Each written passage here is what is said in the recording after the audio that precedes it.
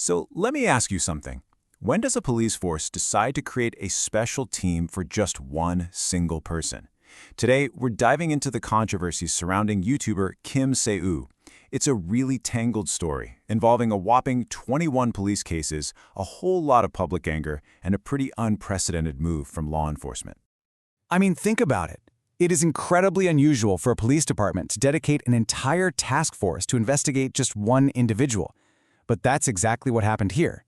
And this decision, it didn't just come out of nowhere. No, it was the climax of a system that was completely overwhelmed by unresolved cases and, frankly, buckling under some intense public pressure.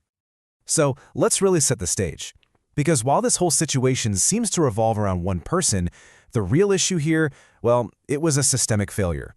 The police investigation process had gotten so messy, so tangled up, that it created a complete and total logjam. It was like justice had hit a brick wall. And the person right at the heart of this storm is Kim Se-woo. He runs a very controversial YouTube channel, Garo Sero Institute. And for a while now, he's been the subject of numerous complaints and police reports. And when I say numerous, I mean it. To put this all into perspective, there are a staggering 21 separate police cases filed that are related to him. 21. That is just an enormous number of investigations, all pointing at one single person. So, here's the crucial detail. The Seoul police themselves admitted that these 21 cases were just scattered all over the place, assigned to all these different departments, and this created massive bottlenecks. In their own words, it hindered investigation progress, which, is a very bureaucratic way of saying everything ground to a complete halt. Well, a standstill of this size couldn't stay under the radar for long. As the weeks turned into months with absolutely no visible progress, you could feel the public frustration just starting to boil over, and that put the police directly in the hot seat. Now, what's really fascinating here is just how quickly things escalated. For a while, these cases were just kind of lingering, stuck. But then, on October 30th, something happened that changed everything. A fellow YouTuber, Yoon Hyun Jang, testified publicly. And that testimony, it acted like a spark in a tinderbox, setting off this huge public backlash over what everyone saw as police just doing nothing. In this right here, this is the statement that lit the fuse. This wasn't just a random comment on social media. This was said during a National Assembly audit, a formal, high-stakes government hearing. Yoon Hyun Jang did not mince words. He got up there and declared the investigations were at a complete standstill. An accusation like that, made in such a public and official forum, was a direct challenge that the police absolutely could not ignore. So, with the pressure mounting and the public watching, the police had to respond.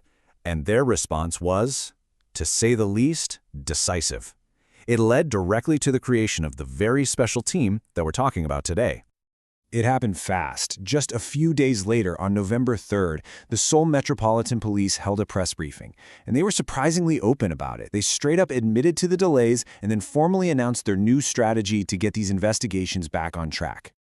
The official statement came from the Seoul police chief, Park Jong-bo. He promised a concentrated investigation team that would ensure faster and more effective handling. But, and this is really important, he also made a point to say that the process would be fair. And that was a direct nod to the public skepticism, a clear attempt to start rebuilding some of that lost faith in the system.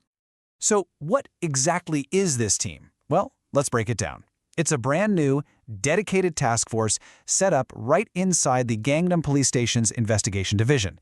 Its entire purpose, its sole reason for existing, is to centralize all those scattered cases into one place and finally speed things up.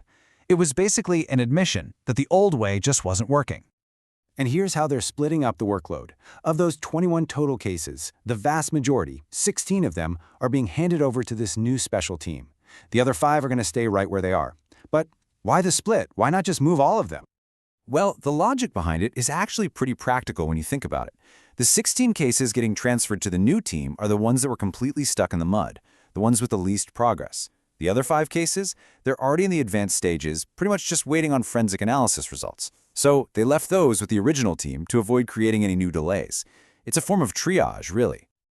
Okay, so a new team has been formed, a new strategy is in place, but what does all of this really mean for the future of these investigations? And maybe more importantly, what does it mean for the public's perception of the police? And that brings us to the real million-dollar question, doesn't it? Will this actually work? You see, this new task force is as much about public relations as it is about police procedure.